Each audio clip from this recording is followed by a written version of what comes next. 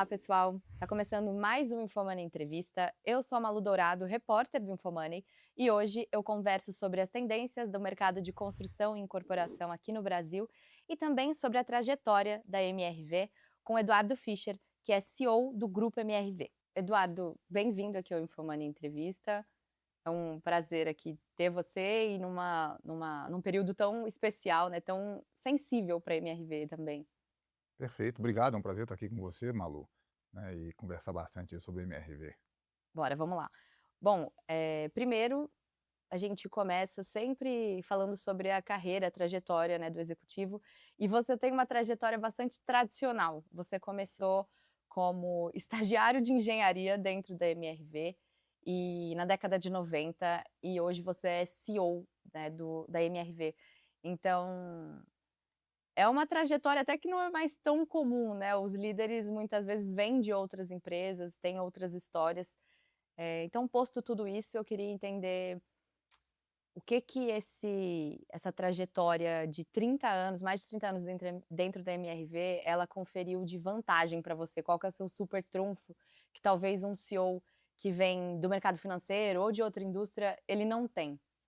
Bom, é interessante, não diria que é um super trunfo, um acúmulo de experiências, o nosso setor, ele tem de fato essa característica, né? Eu sim sou engenheiro civil de formação, entrei na faculdade de engenharia no início da década de 90 e na MRV quase no mesmo momento.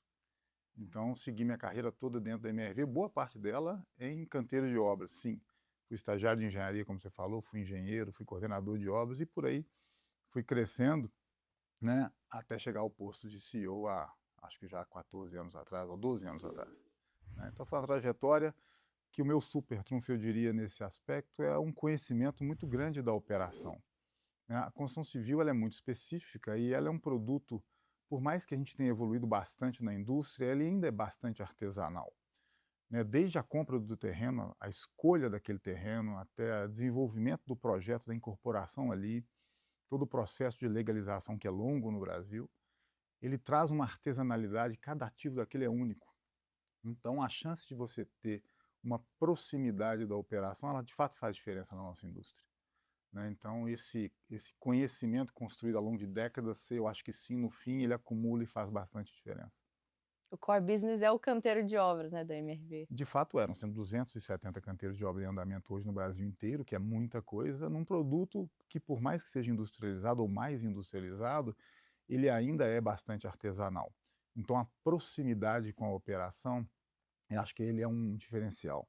Eu acho que qualquer pessoa que queira seguir uma carreira na construção civil, o tempo é importante. Então isso, estar presente, participar do ciclo de incorporação todo, que é longo, ele é um diferencial. Você pegou a MRV, uma empresa menor, bem menor do que é hoje, e você acompanhou expansão, internacionalização, a criação das novas marcas, né, da Resia, da Lugo, da Urba, e agora a MRV parece que está num movimento não de enxugamento, né, mas talvez de maior simplificação da sua operação. Eu queria que você fizesse um comentário sobre esses momentos que a companhia com certeza passou e você estava ali, na sua história meio que a história do crescimento da MRV também.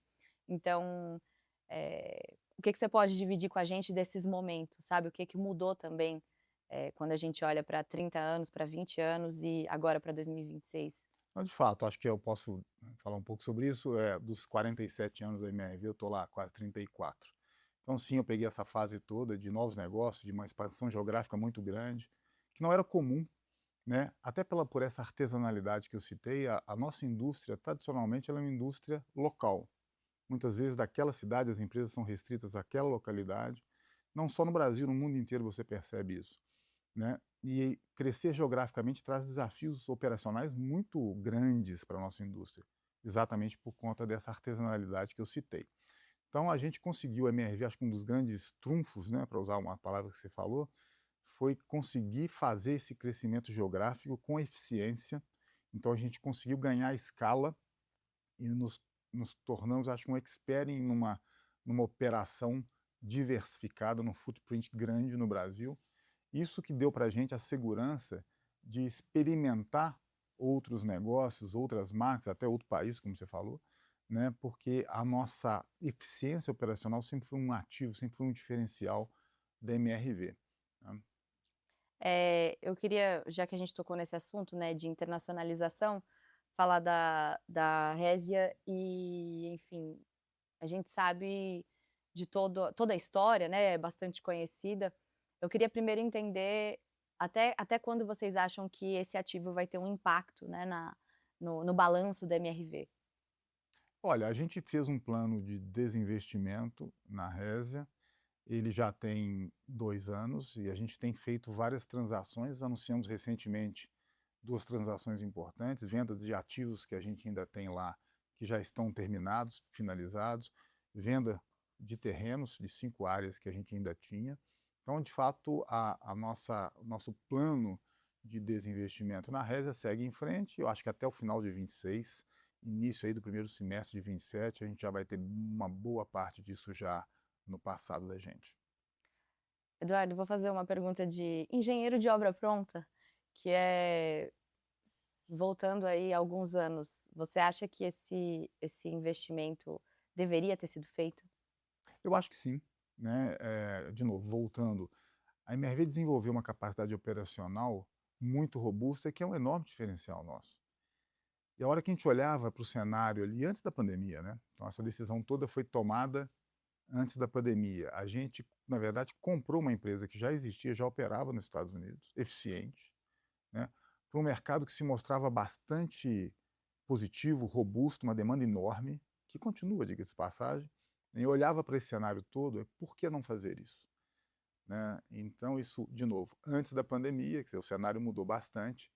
A nossa indústria, em qualquer lugar do mundo, tem uma característica muito específica que a gente vende algo que não existe ainda.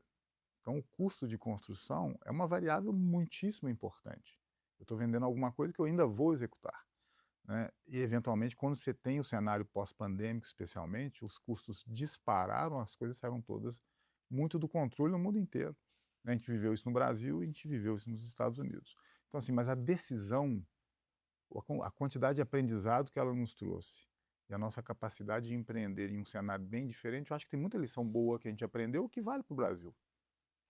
A gente tem ouvido falar bastante desde o ano passado sobre 2025 marcar ali o turnaround da MRV e agora ela poder olhar para frente, né, depois daquele desafio que ela viveu no pós-pandemia. Que indicadores que demonstram que esse turnaround realmente aconteceu?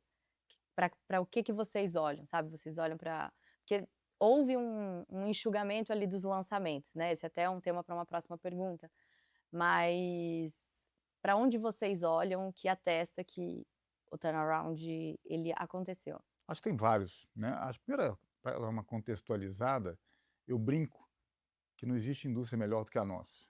Por quê? Porque talvez seja a única que eu conheço onde a demanda é constantemente maior que a oferta. Nós temos um déficit habitacional de 6 milhões de moradias no Brasil, que ele pela primeira vez não subiu. Tem 2 anos que ele está estável, parou de subir, mesmo com todos os esforços sendo feitos para a habitação de interesse social no Brasil. Então isso é uma maravilha pelo olhar do empreendedor, onde eu tenho uma indústria que a demanda é constantemente maior que a oferta. Nós temos um desafio de crédito para que essa demanda encontre a oferta. Mas isso é muito bom. Então, o mercado está lá, com uma demanda muito grande, disponível para que a gente o acesse. Né? E aí, a hora que você olha para os indicadores da MRV, como você me falou, primeiro, a gente segue lançando mais, porque esse mercado precisa ser atendido e a gente consegue fazer isso hoje com uma margem muito mais saudável, né? A melhor margem que a gente já teve, na verdade, na originação dos produtos de hoje. Por que eu falo originação? São os empreendimentos que estão sendo lançados, os terrenos que estão sendo comprados, hoje estão entrando no nosso sistema com a margem que a gente nunca teve. Então, esse é um indicador, talvez, de origem muito importante. Segundo, né, a gente vem vendendo cada vez mais. A gente tem conseguido fazer com que o volume de vendas venha. Por que isso é importante?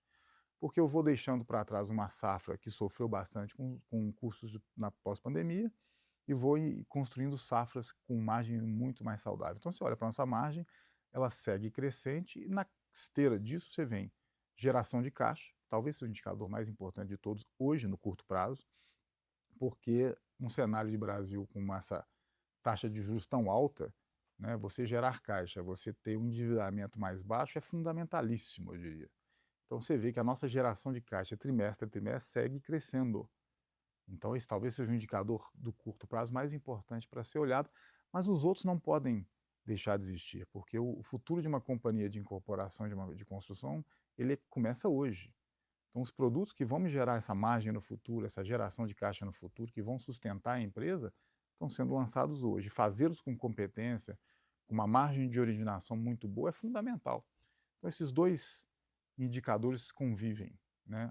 A capacidade da gente colocar produtos muito bons, com uma demanda forte, com margens que a gente nunca teve historicamente, junto com uma geração de caixa crescente para reduzir endividamento e estar num cenário de Brasil um macro um pouco mais desarranjado, com a dívida baixa. Acho que são esses os principais indicadores para a gente olhar hoje para a companhia. Quando você fala dessa margem, qual margem que a gente está falando? Qual que é a rentabilidade?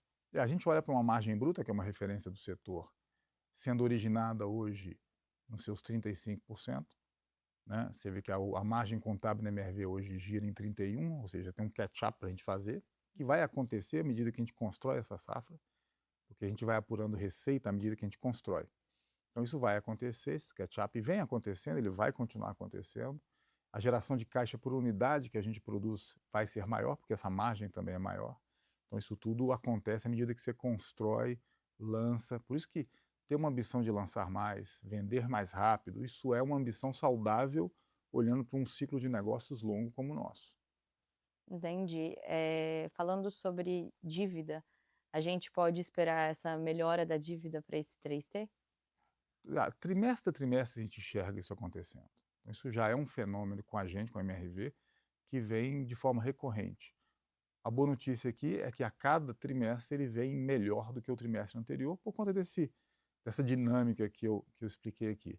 Então isso sim, é o que você pode esperar da gente, é uma constância nisso. Então, ou seja, a cada trimestre a gente vê uma geração de caixa que é maior do que o anterior e, consequentemente, um endividamento que decresce. E dentro dessa estratégia tá essa diminuição de lançamentos? Não necessariamente, né? A gente olha Porque para os eu olho para trás e pelo menos, né, nos balanços recentes é o que a gente foi vendo, né, uma diminuição de lançamentos. hoje o que a gente quer fazer, né? De novo, a demanda está lá muito forte. A gente tem um land bank, que é os terrenos que a gente tem em cada uma das cidades onde a gente opera, também muito robusto, comprado de forma muito mais equilibrada do que no passado. Por que eu digo isso? Porque no passado era muito comum que comprávamos o terreno em dinheiro, pagávamos pelo terreno e no custo de capital atual, você ter um dinheiro empossado em terreno que vai demorar lá 1, 2, 3, 4 anos para ser lançado, porque eventualmente esse é o prazo de legalização no Brasil, né, isso não se justifica. Então, uma das lições desse pós-pandemia nosso é a originação desses terrenos tem sido cada vez mais equilibrada. Basicamente permuta. Então eu pago ao dono do terreno um percentual do que eu vou receber no momento que eu vendo, lanço e passo a receber aquele empreendimento. Então ele fica em termos de fluxo de caixa, de exposição de caixa, muito mais equilibrado. Então você tem esse aspecto acontecendo que, de novo, a originação, que eu falei mais cedo, ela é muito mais saudável. Então isso me permite lançar mais do que eu lancei no passado, mas qual que é o objetivo aqui? Vender mais do que eu lanço. Como a gente tem um estoque, né, natural do empreendedor imobiliário, né, você lança um empreendimento com 100% das unidades, vende 20, 30, 40%, vai vendendo à medida que você constrói, você sempre tem um estoque. Então, o nosso objetivo aqui é fazer com que, mesmo lançando mais do que o ano anterior, eu venda mais do que eu lancei, para que esse estoque caia, esse dinheiro entre antes de eu gastá-lo na construção. Essa é um pouco da lógica. Até você falou sobre estoque, vou até fazer uma pergunta, que me veio à mente, a gente viu um aumento dos estoques, né, falando do ano passado em comparação com esse ano. Não é um aumento expressivo, não é um salto tão grande, em São Paulo foi um salto bastante grande, mas é porque a base era muito baixa, então É. vem aqueles 44%, mas sobre uma base muito baixa. Enfim, ponderações, a gente está vendo realmente um aumento de estoque no mercado imobiliário em São Paulo ou não? Mercado imobiliário, na verdade, são alguns mercados imobiliários diferentes, São né? inúmeros, centenas, São. né? Então você tem as geografias, então a cidade de São Paulo, mais especificamente, ela é um mercado único, né? Ele tem uma dinâmica própria, ele tem uma forma própria de acontecer e, de fato, o mercado de São Paulo é o mais dinâmico do Brasil, de longe, né? Dentro do mercado, você tem as habitações de interesse social, o padrão econômico, que é o que a MRV se especializou em fazer ao longo dessas décadas, que ele tem essa dinâmica que eu falei mais cedo. Ele tem uma demanda gigantesca, ele resolve um problema social enorme, né? Ele tem diversas iniciativas distintas, seja do governo federal, seja dos governos estaduais, das próprias prefeituras, para poder incentivar com que esse déficit caia, porque ele tem um impacto social muito grande. E você tem o médio e alto padrão, que é um mercado com uma outra dinâmica. Esse sim muito mais exposto a essa macroeconomia desarranjada que a gente está passando hoje, e com custo de capital altíssimo. Então isso afeta muito não só o comprador, né, que é quem você pensa primeiro, o Mas o comprador, financiamento da o obra, né? financiamento da obra. Então, a nossa indústria ela é crédito dependente. Ela precisa de crédito para funcionar, seja para o incorporador construir, né, e seja para o comprador comprar. Então, a hora que você tem taxas de juros muito alta, como a gente tem hoje, esse mercado, o mais de média e alta renda, sofre mais. Então, você tem duas dinâmicas distintas acontecendo no mesmo mercado imobiliário, né? O baixa renda, que é sustentado pelo financiamento via fundo de garantia saudável, rodando bem, crescendo, e o de média e alta renda sofrendo um pouco mais por conta dessa dinâmica de juros altos de hoje. É, até relacionando isso com a geração de caixa de vocês, cada linha ali tem a sua representatividade, né, dentro do caixa de vocês. Qual que é a principal e qual linha que cabe melhoria? A nossa principal operação é a operação de baixa renda nossa, né? Que é o carro forte da MRV, o core da marca, de tudo que a gente faz, e é 90% do nosso negócio. Então, assim, isso é o principal. É onde a gente aloca mais energia, é onde a gente tem ambição, olha para o futuro com otimismo, quer crescimento, Uhum. né, por conta de toda essa dinâmica de demanda, de funding especialmente, né? Você tem no Brasil um funding direcionado a esse produto, a essas famílias compradoras, bastante claro, com regras claras, funciona bem, é muito bem administrado pela Caixa Econômica Federal. Então, ele é o pilar principal para que esse mercado funcione tão bem como está funcionando. Ele vem crescendo sem parar, né? E ainda assim tem uma demanda enorme do outro lado. Então, essa é a linha principal, né? Você citou a Resa nos Estados Unidos, você tem algumas iniciativas muito interessantes dentro da MRV. A Urba, que é uma loteadora, tem um Brasil lá fora que demanda muito loteamento, muito lote, né? Especialmente no interior dos estados, especialmente o estado de São Paulo, Paraná, Centro-Oeste hoje, né? Que é forte. Então, isso é uma indústria que ainda no Brasil, eu diria que eu não diria que ela é informal, mas ela é pequena ainda, né? E ela tem um potencial enorme. Então, você ter uma operação ali, na nossa visão, ela faz sentido, crescendo no ritmo dela, sem exageros, né? Usando aquela tecnologia de operação que a MRV tem tão forte, para que isso possa no futuro ser ela já é hoje uma operação com margens muito altas, né? Então, que ela seja cada vez melhor. Então, essa é uma linha importante. Nós temos uma linha que inovadora, que eu diria que é um ensinamento dos Estados Unidos, uma operação lá, que é a da Lugo, que é a locação de ativos. Quer dizer, a gente pega toda a expertise operacional da MRV em comprar os terrenos corretos, desenvolver os melhores projetos, e ao invés de vender aquilo, a gente constrói, administra todo aquele ativo, aluga tudo aquilo com uma experiência de locação que você não tem no Brasil. Então você tem mobiliário, você tem serviços, você tem internet, você tem a possibilidade de alugar uma vaga ou não, alugar um carro ou não, tudo aquilo. E a demanda por isso é enorme, mas é enorme. Então, talvez olhando para a habitação no Brasil, ou para a forma de morar no Brasil, a próxima grande mudança venha, né, não do Hum, processo construtivo, talvez, vai vir da, da forma de morar. Não necessariamente entendi. comprar e alugar um ativo de um jeito que você não aluga hoje. Então, a demanda é muito grande. Só que, de novo, no momento que a gente está vivendo com taxa de juros altas, esse modelo ele fica muito comprimido. Mas a hora que o Brasil se rearranjar, essa taxa de juros cair, você vai ver, essa é uma linha que pode no futuro ser muito diferente. Eu ia ouvir uma entrevista sua em que você diz assim que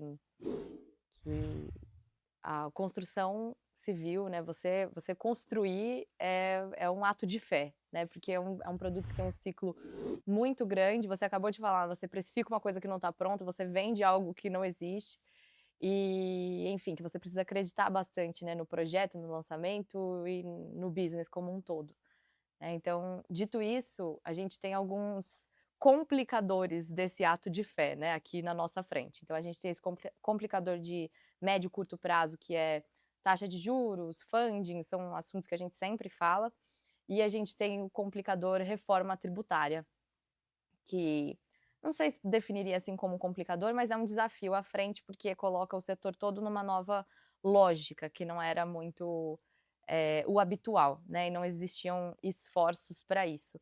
Até mais cedo a gente conversava sobre os custos da obra, né? Seria legal se você falasse para a audiência eh, como que é a distribuição dessas despesas, né, fiscais, que vocês têm ela dentro do SG&A de vocês, né, dentro do custo, e não fora, né, como em outros setores. É boa, eu falo tanto sobre esse ato de fé, que eu acho que eu nem sabia que eu tinha falado isso em público, né, mas pelo visto falei. Falou, no vídeo que eu assisti ontem você De falou. fato, é. Então eu repito isso em tom de brincadeira, porque eu acho que caracteriza bem a nossa indústria, né. Você pensar que são ciclos muito longos, num país de custo de capital tradicionalmente alto como o Brasil, com uma certa incerteza no processo de legalização, ele pode demorar 1 ano, pode demorar 4, depende do que você encontra pelo caminho, né. E de fato é um ato de fé, porque eu estou apostando quando eu compro um terreno hoje, eu faço esse investimento, eu estou apostando num Brasil de 5 anos para frente. Por isso que eu brinco que é um ato de fé, você tem que acreditar que tudo vai estar funcionando daqui a 5 anos, né. Essa brincadeira que eu faço para caracterizar a nossa indústria, né. Mas dito isso, a gente tem de fato algo novo, como você citou, que é a reforma tributária vindo.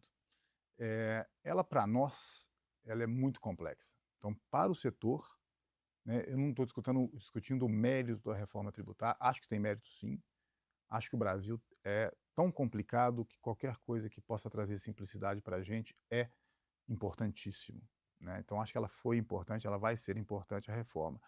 Para o nosso setor em específico, ela tem sido bastante dolorosa, porque traz uma complexidade que a gente não tinha para o sistema, né. E a gente está aí há 5 meses da reforma virar, né, e a gente tem uma série de incertezas ainda que estão sendo debatidas, né, mas ela sim traz um desafio diferente para a nossa indústria toda, né. Mas, como tudo na vida, tem um aspecto que eu vislumbro como muito positivo, né, que é pela primeira vez, talvez a gente tenha a condição de dar um salto de industrialização no Brasil.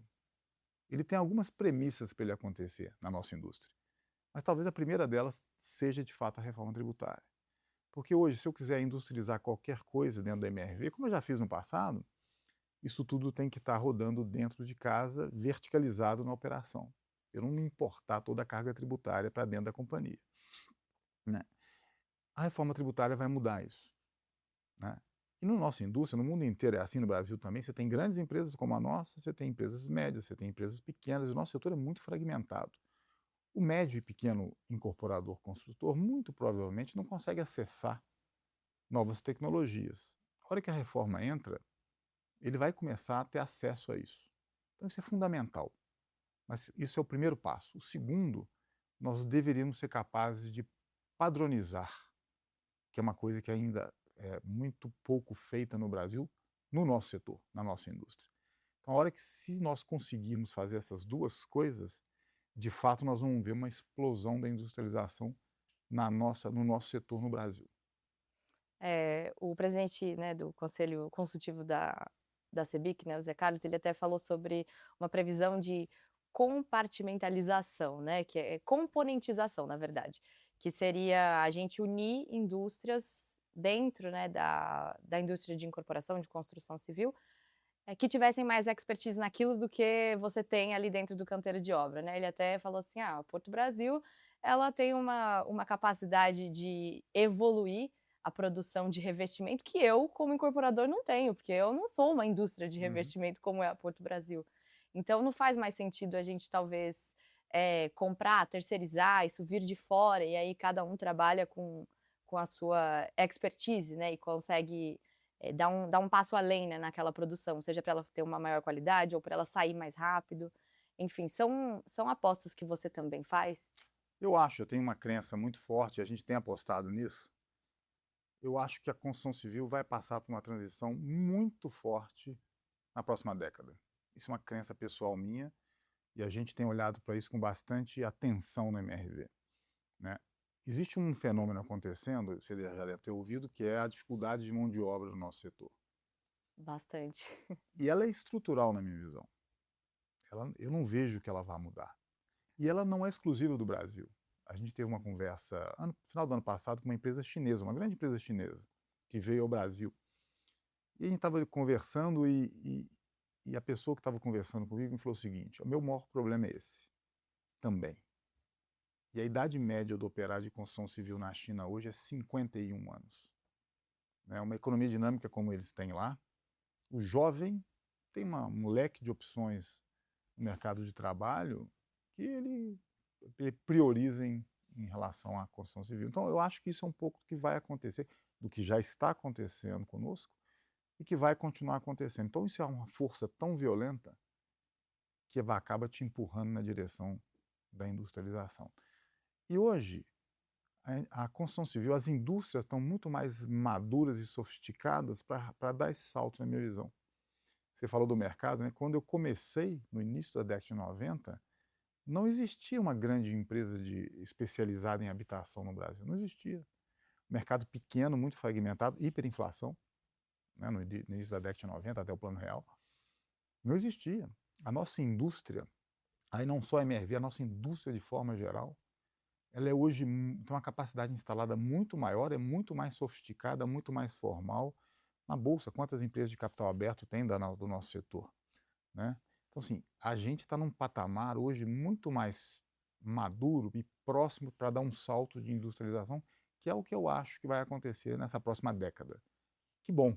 Eu vejo quem está entrando na nossa indústria, os jovens estagiários, jovens engenheiros, é uma época muito boa para se começar. Porque eu acho que vai acontecer na próxima década, vai ser para nós maravilhoso. Você tocou nesse assunto até, sobre a dificuldade de você conseguir mão de obra, né, então o que eu já ouvi de muitos agentes do setor é que, poxa, você tem ali um jovem, ele prefere dirigir um carro o dia inteiro, dentro do ar-condicionado sentado, ainda que isso implique talvez em menos ou mais benefícios, enfim, mas do que ele ir para o canteiro. É um trabalho físico e às vezes, eh, com certeza, né, ali ele ganhando um pouco menos. Então, por que ele faria isso, né, por que ele faria essa opção pelo canteiro? Eles fazem por outras opções, né, principalmente dentro desses aplicativos de carro e de entrega. E você concorda com isso? Você vê esse fenômeno? Eu vejo, o que que acontece? Quando eu comecei lá atrás, acho que a construção civil era a indústria que mais mal remunerava.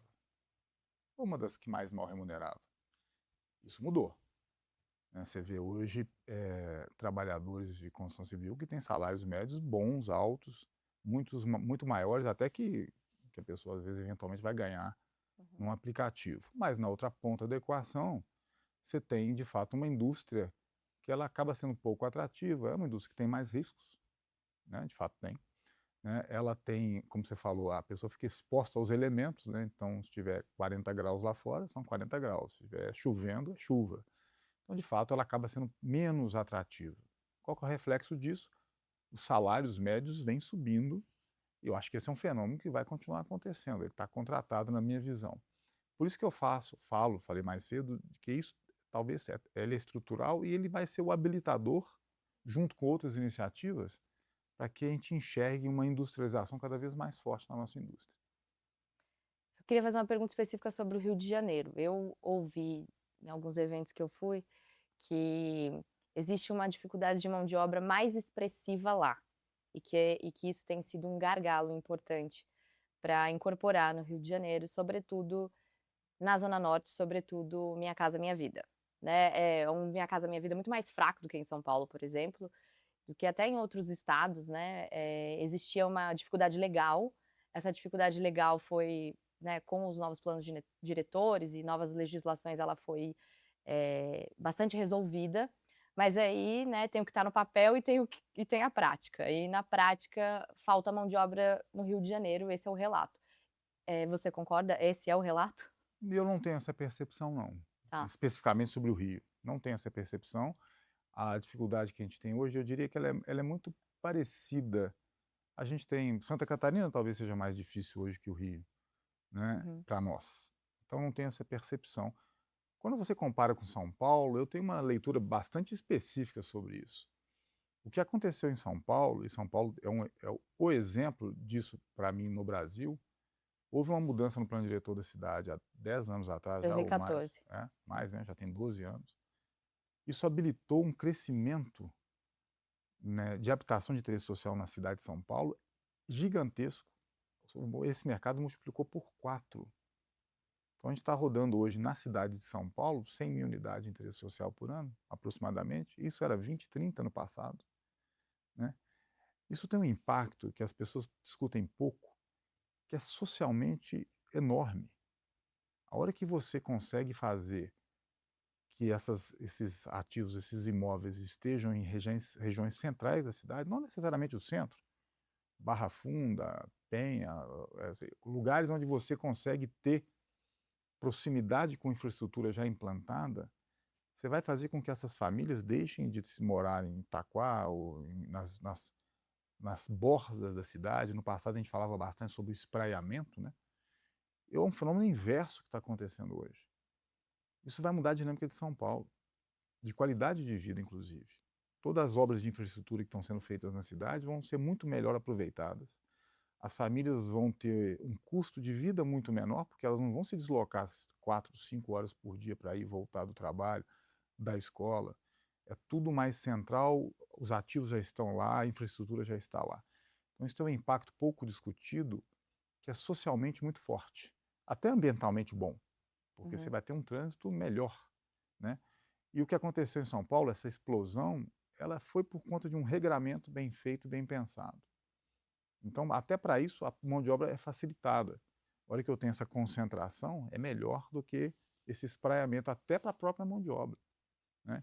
Então, assim, São Paulo é um exemplo que tem que ser repetido Brasil afora. Isso é uma das coisas que o nosso setor tem defendido, né? Você tem que defender a padronização, que não acontece no Brasil ainda, e a questão da mudança dos planos diretores para poder habilitar que habitações de interesses sociais sejam feitas, como em São Paulo, em regiões centrais da cidade. O impacto é muito grande.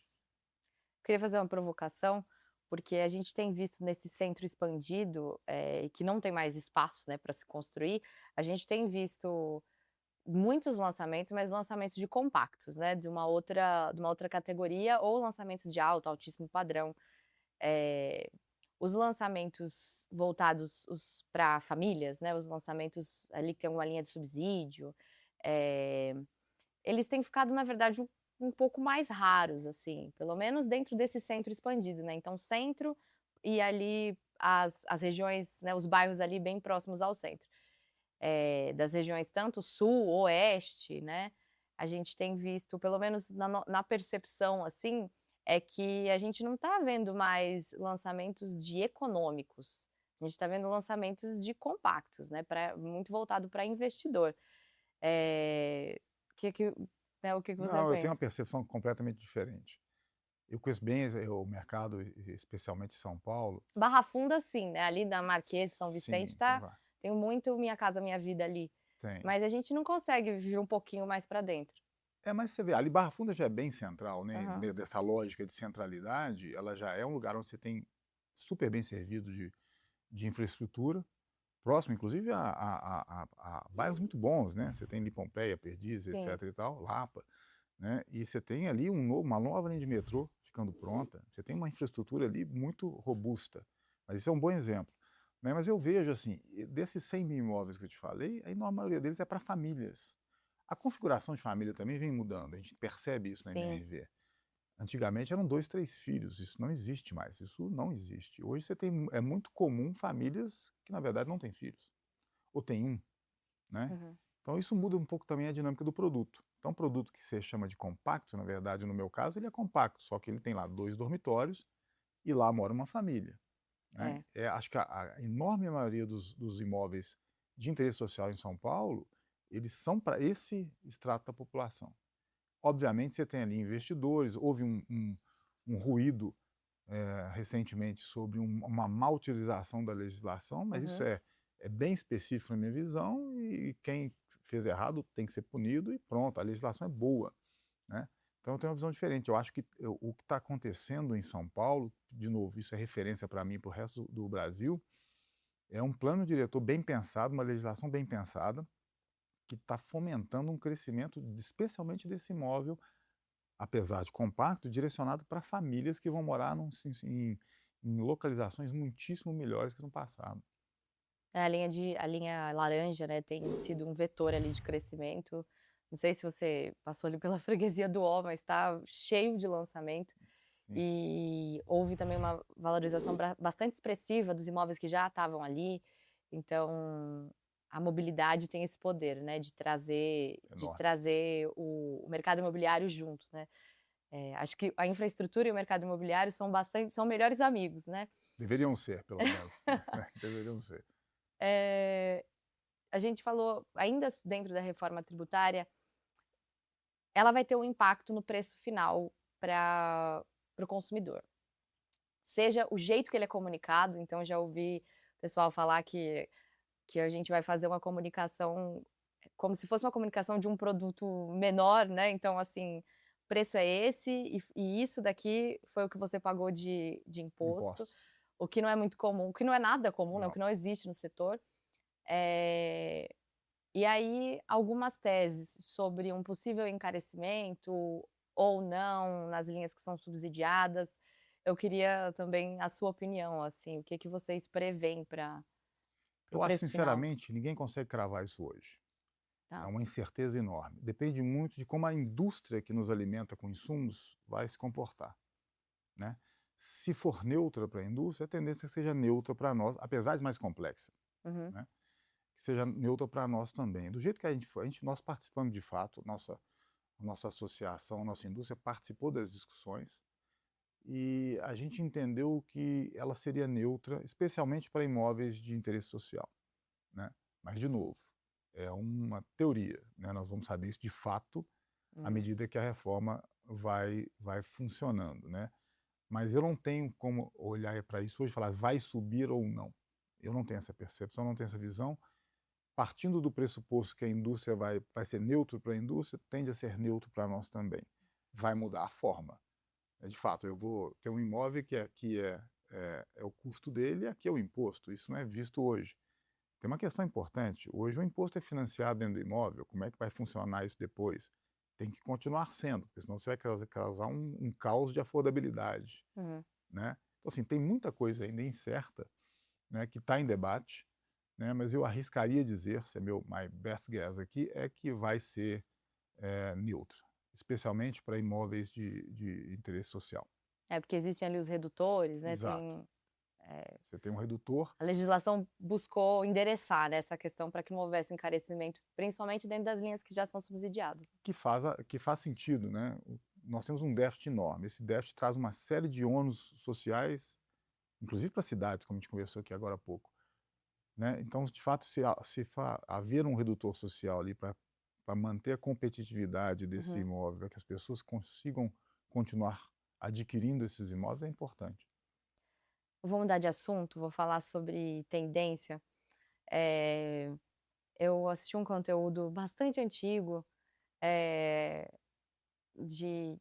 seu falando sobre o fato do seu filho não querer comprar apartamento, né, mas na época comprar um Carro. imóvel, um carro.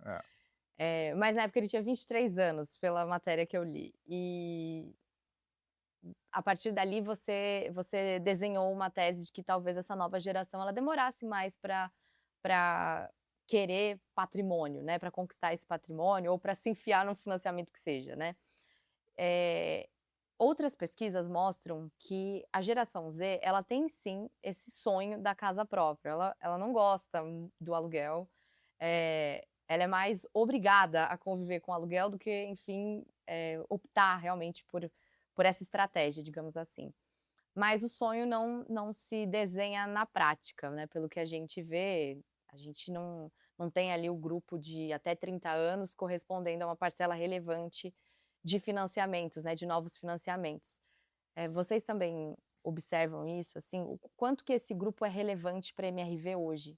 Ele é muito relevante por conta do que a gente vende, eu acho, né. A idade média do nosso comprador é essa, 30, 30 e poucos anos, Tá. 31, de 29 a 31 ali. Então, é o primeiro imóvel, é o início da vida e tal. Eu de fato falei isso lá atrás, que o meu filho, que era apaixonado por carros, continua sendo, não querer ter um, me chamou bastante atenção lá atrás com ele com 18 anos, hoje já está com 25 Ah, tá. e continua sem. Eh, mas eu acho que assim, eu complemento o meu raciocínio do passado, o nosso mercado, o mercado de habitação social, e aí eu estendo isso para fora do Brasil. Isso é uma dor social, um problema grande no mundo inteiro, inclusive em países já economicamente maduros. Os Estados Unidos é um exemplo. Você tem problemas de habitação social nos Estados Unidos, você tem isso no mundo inteiro. Então, eu acho que tem um espaço para diferentes demandas, né. As pessoas querem sim, elas têm um sonho o sonho de ter a casa, ele ainda existe com muita força. Ter é comprar, Uhum. formar patrimônio. Ao mesmo tempo, você tem uma geração que ela hoje ela amadurece financeiramente um pouco mais tarde, ela talvez se case um pouco mais tarde, tem menos filhos, e o uso do imóvel talvez mude ao longo desse período. Uhum. Se ter alugo mais cedo, né, ela pode ser uma excelente alternativa com escala pra um pra um nicho que é grande da sociedade e que eventualmente ele vai sair de um lado da equação e vai para outro, à medida que ele resolva se casar ou sei lá, tenha filhos, ele quer mudar. Só que o imóvel, ele precisa existir, as pessoas o uso dele é que talvez seja grande. Eu brincava lá atrás de que a grande disrupção no nosso setor não é da forma de se fazer, é do consumo desse teto, né, se ele vai ser por compra ou se ele vai ser por locação, pay per use, qualquer coisa do gênero. Eu acho hoje, olhando para trás, de que a gente tem tudo isso acontecendo ao mesmo tempo. E tem escala para essas coisas acontecerem concomitantemente com crescimento inclusive, porque nós temos um déficit enorme, não só no Brasil, no mundo inteiro. Então, a habitação é uma grande dor social, não só no Brasil, mas especialmente no Brasil. Eu acho que a gente criar formas de atender isso é um grande gerador de riqueza econômica, mas também de riqueza social, né. Então, basicamente, seria diversificar o negócio para você também fazer parte do serviço, né, e não só da entrega do Eu acho imóvel. que isso aí, olhando para frente, dado que a gente já tem experimentado com isso, né, hoje, por conta de taxa de juros, esse é um negócio que está adormecido, mas nós chegamos a fazer 4.000 unidades disso. Uhum. A demanda é muito forte. Então, eventualmente, no Brasil, com uma macroeconomia melhor, esse é um produto que não é só MRV, é uma indústria que vai nascer no Brasil. Ela é muito pequenininha ainda, ele é muito grande nos Estados Unidos. E ela vai nascer e vai explodir, né. Mas, de novo, a gente precisa de um contexto econômico que dê bases É. para isso. Mas a Esse demanda está contexto lá.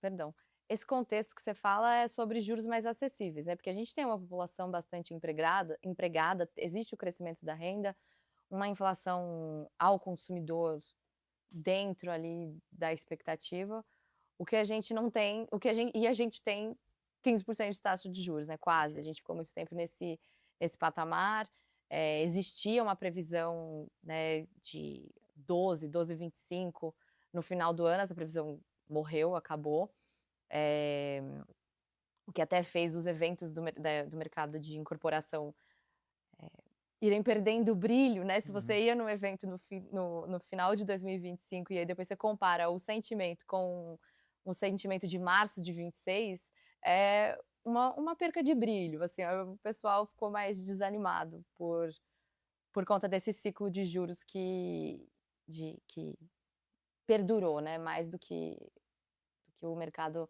talvez estivesse prevendo. e até obrigando a repasses, obrigando o setor a se reinventar, assim, porque esse 2026 não estava precificado, né. É verdade, como eu falei mais cedo, o nosso mercado, eh, e a nossa indústria, né, com essa necessidade de capital alto que ela tem, ela sofre muito em períodos com taxa básica de juros muito alta, né, e à medida que isso persiste, isso vai desequilibrando a indústria, né. Então, de fato, para nós, o que eu falei aqui, existe um mercado forte, potencialmente muito grande, de locação de multifamily no Brasil, que não existe. Né? Com essa taxa de juros atual, esse mercado não nasce e não explode, né? Mas ele poderia, o potencial está lá. Então, assim, o macro para nós é fundamental. A nossa indústria precisa de taxas de juros baixas, senão ela se desequilibra. E como os ciclos são muito longos, você começa a enxergar um pouco de freio nos investimentos, perspectivas um pouco mais negativas, Uhum. que muda muito rápido. Eu já passei por isso algumas vezes, né?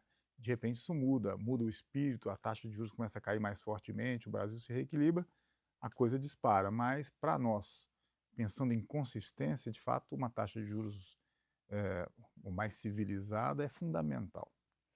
Eu tive um professor que ele olhava as vendas, né, as encomendas de aço longo, que é o aço que se usa na Sim. incorporação, para você ter algum termômetro econômico, né, para os próximos ciclos. Então você olhava para a siderurgia, que era um termômetro da incorporação, que é um termômetro da renda, um termômetro do emprego, é um termômetro dos juros, né, e de expectativas Uhum. dentro de um produto que tem 7 anos, né, de ciclo, É. que é um apartamento, que é uma casa. Então assim, é curioso você falar isso, né, porque a gente tem existe demanda, no panorama geral os lançamentos existem, as vendas estão acontecendo, mesmo com essa taxa de juros bastante expressiva. É porque eu falei logo no início, né? A nossa indústria é a melhor que existe na minha visão, né? Você tem uma demanda, as pessoas precisam morar.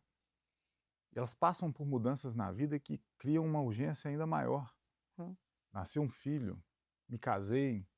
Então são marcos que a pessoa, eu preciso fazer isso acontecer. Então, assim, sob o ponto de vista de quem está empreendendo, é maravilhoso, né? Agora você tem esses desequilíbrios para resolver. Hum. Então, assim, o potencial da indústria no Brasil, da nossa, é gigantesco. É gigantesco, é muito grande. Então, assim, buscar um equilíbrio econômico que traga uma taxa de juros mais baixa para nós, você vai ver uma indústria que hoje no Brasil tem uma participação, comparado com outros países, pequena no PIB ou no crédito, explodir. Uhum. Isso traz um investimento enorme. Você falou que a infra anda junto, né?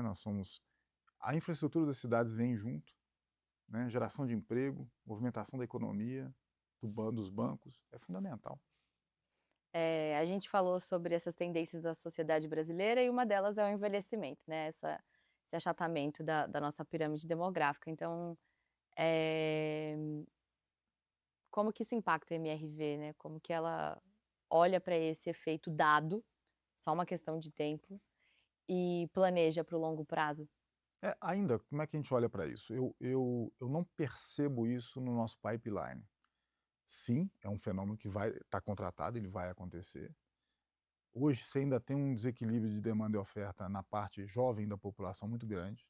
Então você tem uma demanda que eu talvez não enxergue, tentando te responder um pouco mais objetivamente, talvez eu não enxergue esse fenômeno afetando as decisões de investimento da companhia na próxima década, né?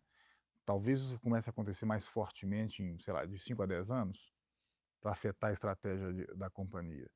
Mas na outra ponta isso pode ser atendido por uma outra plataforma que esse, essa população mais velha já não consegue, por exemplo, tomar um financiamento longo. É impossível, né? Então a forma, não é só a forma, não é só o produto, a forma de morar, mas como acessá-lo. Aí sim, talvez você tenha outros modelos que mais na linha da locação, né? Porque aí sim você precisa de atender essa população que já não vai ter mais um financiamento de 30 anos ou 35, né? Então, assim, isso ainda eu não percebo isso como força da indústria, de demanda, não vejo isso acontecendo ainda. Vai, né? Mas eu não consigo perceber isso ainda com alguma relevância na nossa pipeline de entrada, não. Pelo menos quando a gente pensa nesses 10 anos, né, nesses primeiros daqui até 2036, por exemplo. Não, eu fiz a pergunta porque, eu conversei com uma outra companhia, e é uma companhia que está investindo em lançamentos para a população 60 a mais, entendendo isso como uma tendência, mas é porque eles são prestadores de serviço, né, então eu acho também que pelo ciclo ser menor, eh, tem essa diferença de dinâmica, né.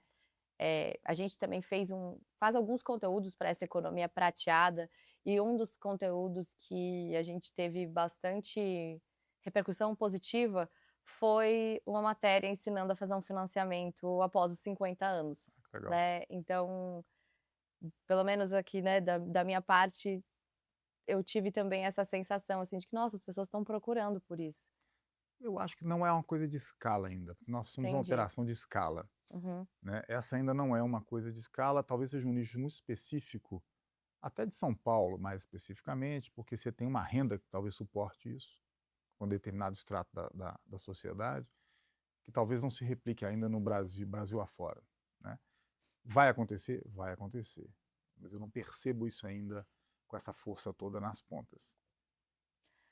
Para a gente fechar, Fischer, eu sei que a MRV está presente em 22 estados 22. e centenas de cidades, né. Tem algum lugar que vocês olham com mais carinho, no sentido de: "Não, aqui a gente vai fazer um land bank maior, a gente vai incorporar mais, é promissor"? Sinceramente, não. O Brasil inteiro um déficit ou uma demanda muito forte. A gente percebe eh, como que, eventualmente, o regramento faz diferença. As pessoas não percebem, a nossa indústria ela é muito regulada. Ela é muito regulada a nível municipal, nível estadual e até federal. Nós dependemos de financiamento, o sistema bancário é intimamente ligado à nossa indústria. Então, muitas vezes a regulação faz uma diferença enorme. Eu vejo o mercado de São Paulo explodindo, cresceu imensamente, como a gente falou aqui mais cedo, por conta de regulação. A demanda está lá. Tem outros municípios onde se a demanda não aparece porque o produto não encaixa com a demanda, porque a legislação não deixa isso acontecer. Então, eventualmente, você tem uma necessidade de modernização das legislações.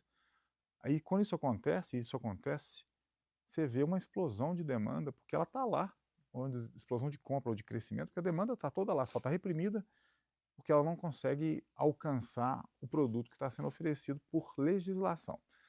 Recentemente, né, na última década, a MRV cresceu muito fortemente no Centro-Oeste e no Nordeste, né? São hoje dois dos nossos maiores mercados, né, com uma demanda muito grande e que a gente também olha para frente e vê crescimento. Então, o Brasil, de forma geral, traz um potencial enorme, né? Tem lugares como São Paulo, capital, que tem uma demanda naturalmente muito grande, mas também tem uma oferta muito grande. Você tem várias empresas grandes oferecendo produtos aqui competitivos, né? E você tem lugares onde são menos competidores com uma demanda grande. Então, de forma geral, eu vou te falar, São Paulo é melhor do que a Bahia? Não diria, né? Você tem demanda para todos os lados aí. É, porque a gente recebeu um índice de demanda mais cedo e ele apontou ali Fortaleza, Recife como, vetores ali de um incremento de demanda, né. E, claro, você tem os líderes de sempre, né, São Paulo ali no absoluto, Uhum. mas proporcionalmente, se a gente considerar, anular o tamanho de São Paulo e considerar, efeitos ali mais normalizados, né, então você apontaram essas 2 capitais como vetores de demanda, e aí eu tinha até isso me causou uma inquietação, né, tá rolando alguma coisa? O que que tá acontecendo em Fortaleza e em Recife? Você pega Belo Horizonte, por exemplo, que é a cidade onde eu moro. Belo Horizonte perdeu habitantes ao longo dos últimos anos. Por quê?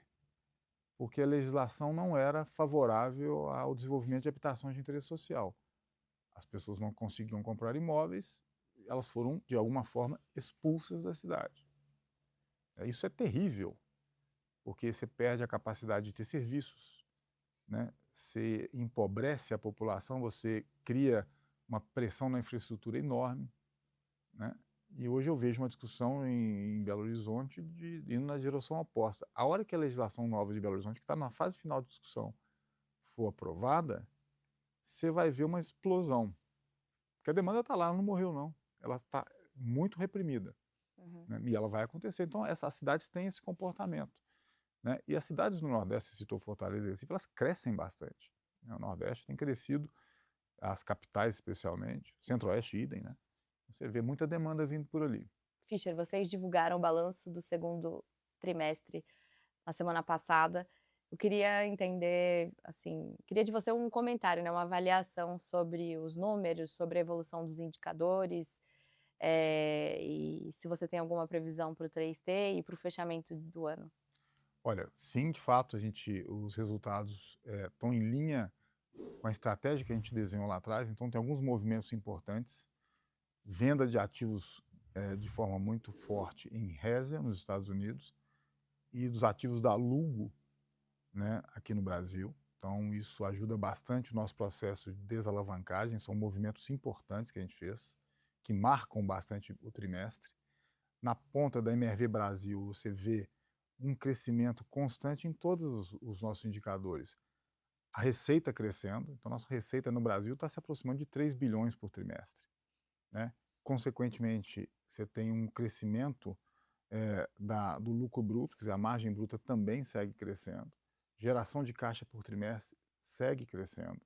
Então, todos os nossos indicadores estão dentro da estratégia que a gente desenhou de crescimento da companhia e de desalavancagem. Então, tem algumas coisas importantes, essas duas que eu citei são as mais importantes, da venda desses ativos em Résia e no Brasil, da Lugo, né, e o crescimento da operação brasileira, né, não só em vendas, em unidades construídas, que consequentemente geram uma receita maior, uma margem de lucro crescente, uma geração de caixa crescente. A gente está on track na nossa estratégia de crescimento da operação e rentabilidade da operação.